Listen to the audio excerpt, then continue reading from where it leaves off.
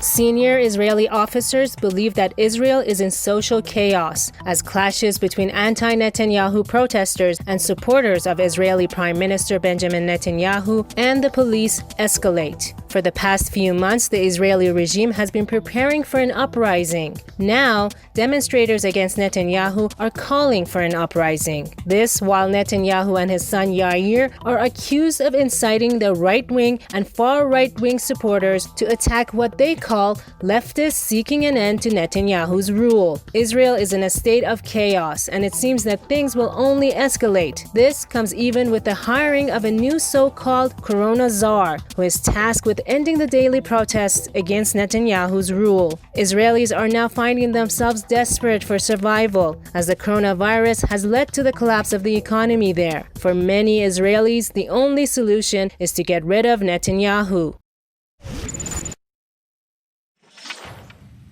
Thank you for asking for my response, and I think it's important to ask the protesters because I was arrested half an hour before the time frame in which we were not allowed to protest anymore. I was not told why I was arrested, and I was forced to sign a contract that says I won't come near the Prime Minister's area in Balfour for 2 weeks.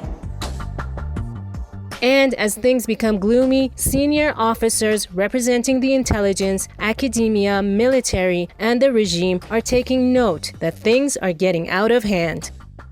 Behind closed doors and at an undisclosed location, senior police officers explained to members of the Israeli intelligence, army, and representatives of Israeli Prime Minister Benjamin Netanyahu's cabinet that Israel is in a state of chaos, according to Israel's Channel 12. The meeting came as brutal violence continues to break out between different factions and authorities during anti-regime protests across Israel, but primarily in the capital Tel Aviv.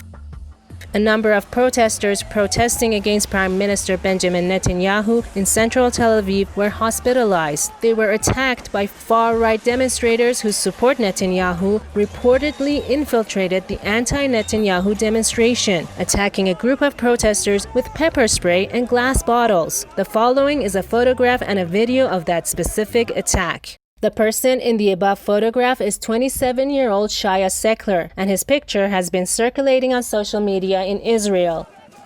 He claims that when he approached the police to let them know what happened, they just ignored him completely. Opposing factions have been taking weapons, including knives, pepper spray, and glass bottles, to protests. There, they begin to attack each other. And according to those injured in such clashes, police are not there to help them, as they are on the side of the regime. Police are being blamed by protesters who say that while they are wary of far-right infiltrators who attack them, go further and say they also fear police who also attack them. Mass demonstrations like this have been going on for months. The protesters are demanding that Netanyahu resign and are also calling for action as people's lives are in jeopardy due to the financial hardships that they are facing.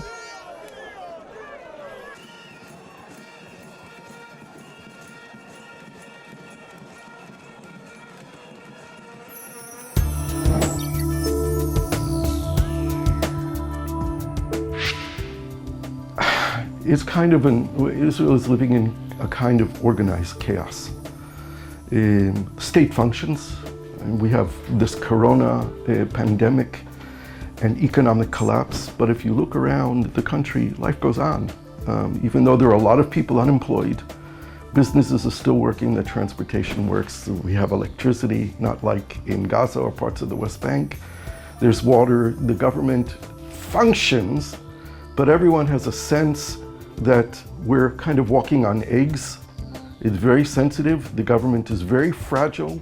Everyone knows that they hate each other from the two main parties, and they're just waiting for this to break down and for us to go to elections for the fourth time.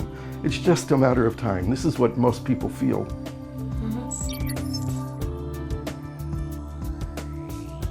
Have a very challenged democracy and a difficult political system that requires coalitions to be made between political parties, and Netanyahu, who's a political wizard, has managed over all of these years to create a bloc of loyalists, that he's loyal to them and they're loyal to him. And because the public is very divided on the most key issues, no one gets an absolute majority. So the government is always very fragile, is very small. It's a coalition of mixed parties with different interests. Netanyahu is very strong. He's like Trump. He has a base which supports him regardless of what he does. He can lie, he can cheat, he can steal, he can be indicted for crimes that any other politician in a democracy would automatically resign.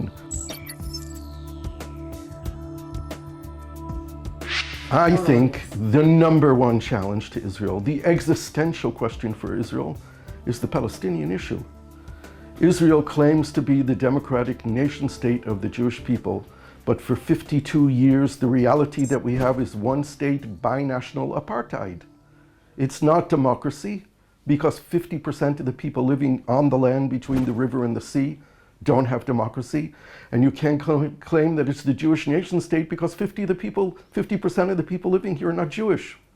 So we are essentially lying to ourselves. The failure to make difficult decisions with regard to the Palestinian issue leaves us in a situation where there's no negotiations, there's no leaders, there's no real two-state solution anymore, and no one else has anything to offer. And this is the key question facing Israel. By the way, it's the key question facing the Palestinians.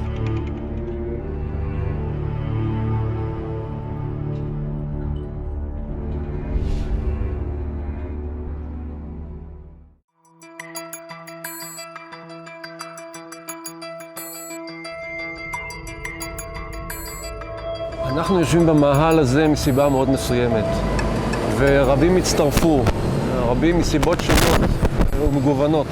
אנחנו כאן כיוון שאנחנו חושבים שעומד היום בראש המדינה בן אדם מושחת. הוא נאשם בעבירות מאוד מאוד חמורות, ולפיכך כאשר הוא עומד בסיטואציה הזאת, כל השיקולים שלו הם כולם אישיים. אין שיקול ענייני אחד בכל ההחלטות שלו. אנחנו רואים את זה שוב ושוב ושוב. והמצב הולך ומחמיר כתוצאה מכך.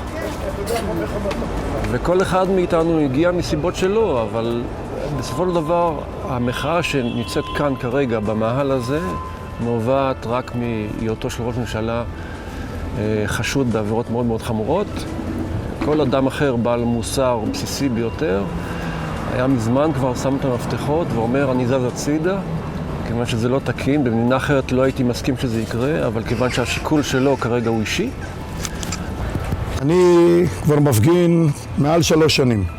לא פה, התחלנו בפתח תקווה, ששם הפגנו נגד היועץ המשפטי לממשלה, אביחי מנדלבליט, שהתפקיד שלו היה לחקור את ראש הממשלה, והוא לא עשה את עבודתו.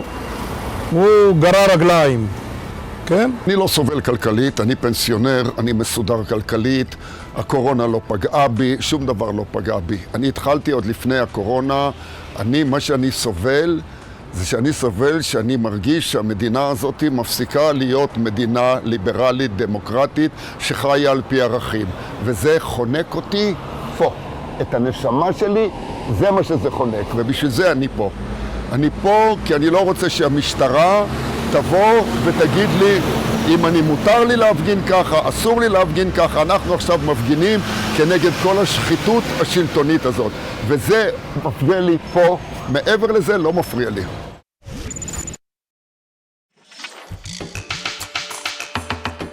On social media, this topic made waves.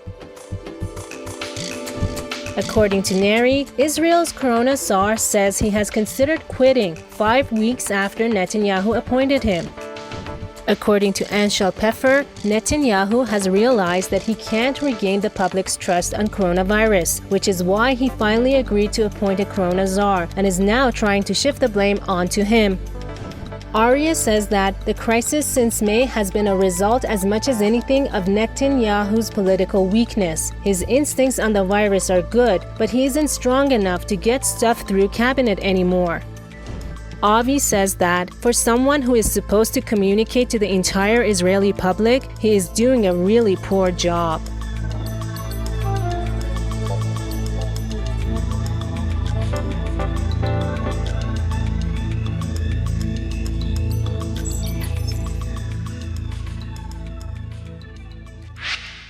Israel is currently in a stalemate because it's unlikely either to cut taxes or either to increase taxes or to cut spending.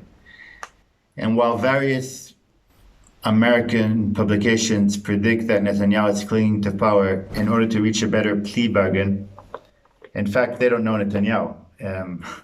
He's likely to stick to power because he believes it's his rightful place, and he's unlikely to budge even a little bit.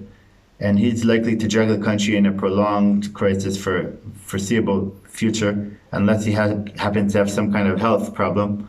He's likely to continue in his adamant position, meanwhile leaving the country in a standstill. And basically, right now we have a caregiver government, and this caregiver government is probably not going away anytime soon.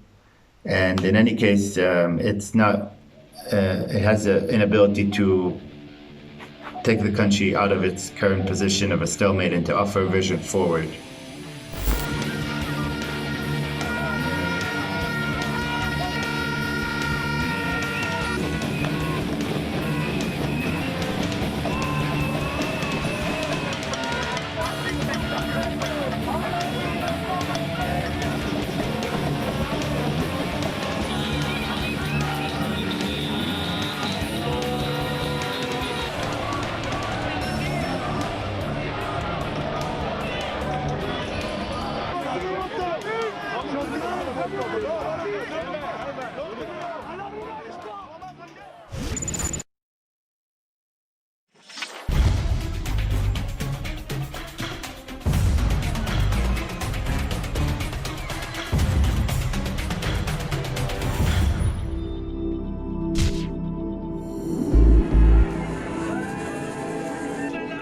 Different sectors of the economy have threatened to reject rules imposed at the last minute by the regime, including closures.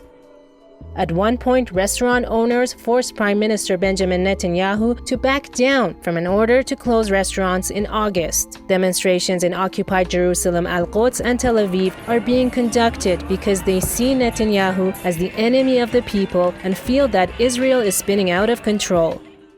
The demonstrations were triggered by the political deadlock, the coronavirus pandemic, and the slow response, and what demonstrators perceive as the failed response by the regime. These protesters view Netanyahu's clinging to power as support for his right-wing alliance, who are in turn attacking them. Throughout the summer, thousands of Israelis have taken to the streets, calling for Netanyahu to resign, protesting his handling of the coronavirus crisis, and saying he should not remain in office while on trial for corruption charges. Though Netanyahu has tried to play down the protests, the twice-a-week gatherings show no signs of slowing. On the contrary, they are growing. The rallies against Netanyahu are the largest social movements Israel has seen since 2011 protests over Israel's high cost of living.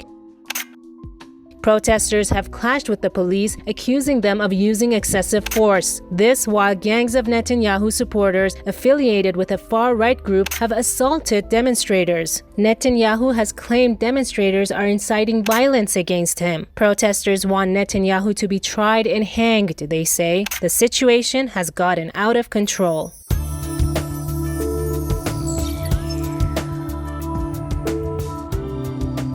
Demonstrations against Netanyahu unfortunately, are not about the occupation and the Palestinian issue. They're about the failings of our democracy.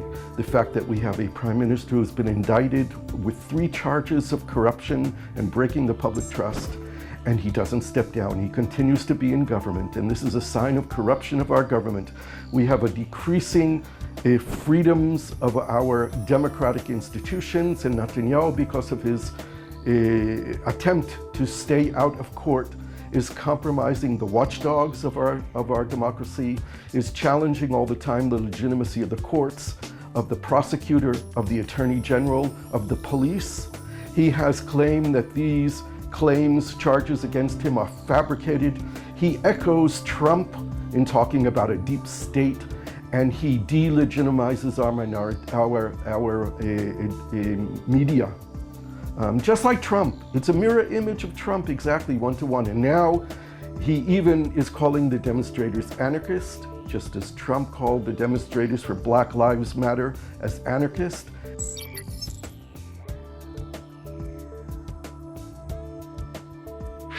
There's not much of a gap. It's a personality gap. It's on the issue of Gantz is the Minister of Defense now. There's no difference at all in the policies between Gantz and Netanyahu in regard to the Ministry of Defense. There are issues between Gantz and Netanyahu on what we call clean politics. And Gantz is probably more honest. He's not a liar, a pathological liar like Netanyahu. He's not a thief and he's not corrupt. So the issues are about this, the differences between Netanyahu and Gantz. But Netanyahu has charisma. Netanyahu is a sly fox politician. And Gantz is a newborn politician who doesn't understand politics, has no charisma, and he doesn't understand how politics work. I think that the first thing that has to happen is that we have to get rid of Netanyahu. He has such a strong grip on the society, on the politics, that nothing can change until he's out of the picture. And once he's out of the picture, a space opens up for change. A space opens up for people to recognize that Netanyahu is not the only person who can lead this country. But our problem is not just Netanyahu the man. Our problem is Netanyahu the regime. And we need a regime change here. We need to reform our political system. We might need to reform our electoral system, the way that we elect our government, because we've been in a stalemate for too long.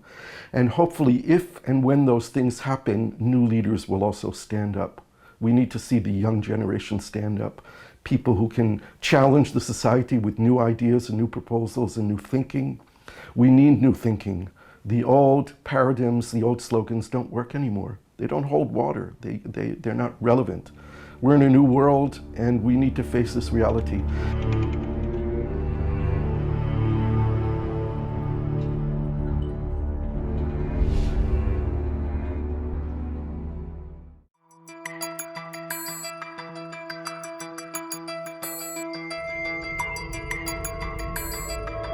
קודם כל אני חוזר ואומר, שום דבר לא יבוא לידי ביצוע עד אשר השיקול יהפוך לשיקול ענייני. יש מינו עכשיו פרויקטור חדש לטיפול בנושא הקורונה, אבל עדיין השיקולים הפוליטיים מעורבבים שם, ורואים מתקפה גדולה מאוד של חלק משרי הקואליציה על פרופסור גמזו, כך שבעצם הוא לא יכול למלא תפקידו כמו שצריך. אנחנו מחכים שמישהו רציני יבוא וישים את הדברים האלה בצד, הפוליטיקאים יפנו את המקום, ויאפשרו למי שצריך לטפל במצב לעשות את זה כמו שצריך. אתה רוצה? היה אירוע לפני כבר יותר מ3 שנים, שקבוצה קטנה מאוד של מפגינים עם בן אדם בשם מני נפתלי, שהיה אב הבית של ביבי, כן? ואז הוא עזב את התפקיד והתחיל לדבר נגד מה שקורה כאן בבית. אני ליאיר נתניהו לא רוצה להתייחס, הוא לא שווה אף מילה שאני אגיד סגור.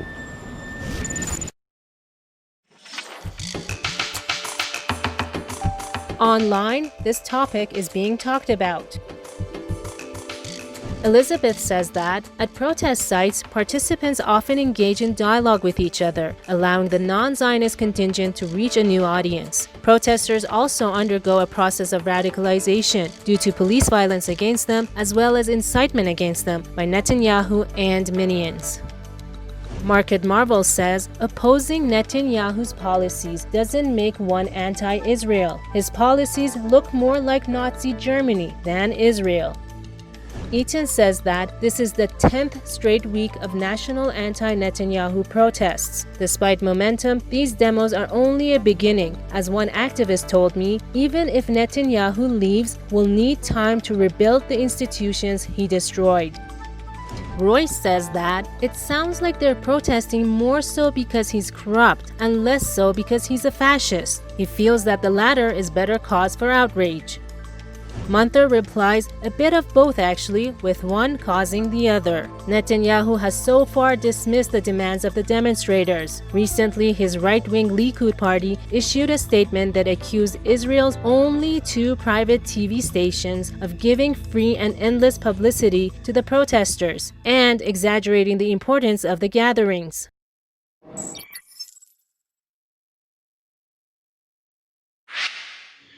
Well, everything comes back to Bibi Netanyahu, who is in the fight for his political life. with these last three elections and the third one, which created this unity government. And so he was not above exploiting COVID-19 to show Israel that he was a strong leader, that he was going to he was going to bring all of Israel out of the COVID-19 threat, and he was going to do it personally so that he could, secure votes and he could make himself look like the indispensable leader, which is really characteristic of a more authoritarian kind of regime. It turns out that Netanyahu had very little impact on what happened with COVID-19. It was all done as the way good country responding to it should have done through health authorities, public health authorities. The ministers always in Israel are exploiting the optimal amount that they can milk events for in terms of their popularity. And Netanyahu is really a master at that.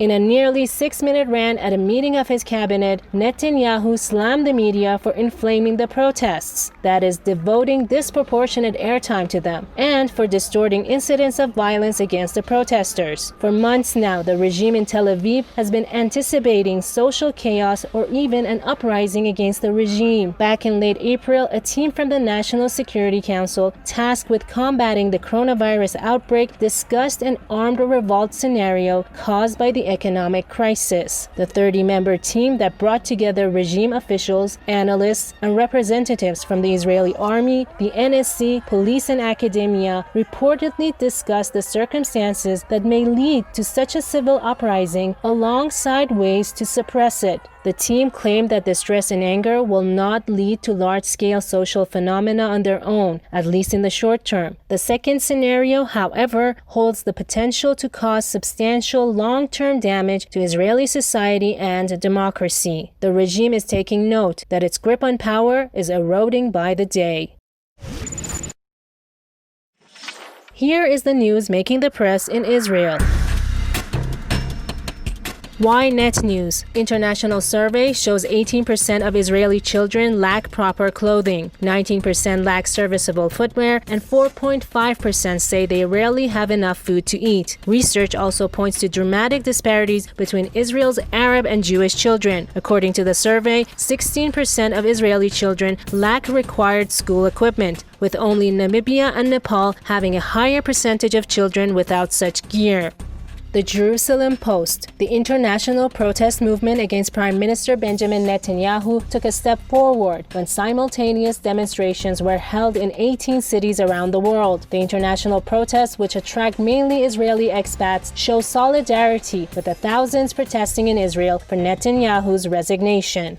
The Times of Israel. The 570 biggest factories in Israel cost Israel $3.9 billion in damage to public health and the environment last year, according to the latest annual report on polluting and global warming gas emissions published by the Environmental Protection Ministry. The money that they cost Israel accounted for 73% of the total indirect costs imposed on Israeli taxpayers by the operations of all businesses in the relevant fields.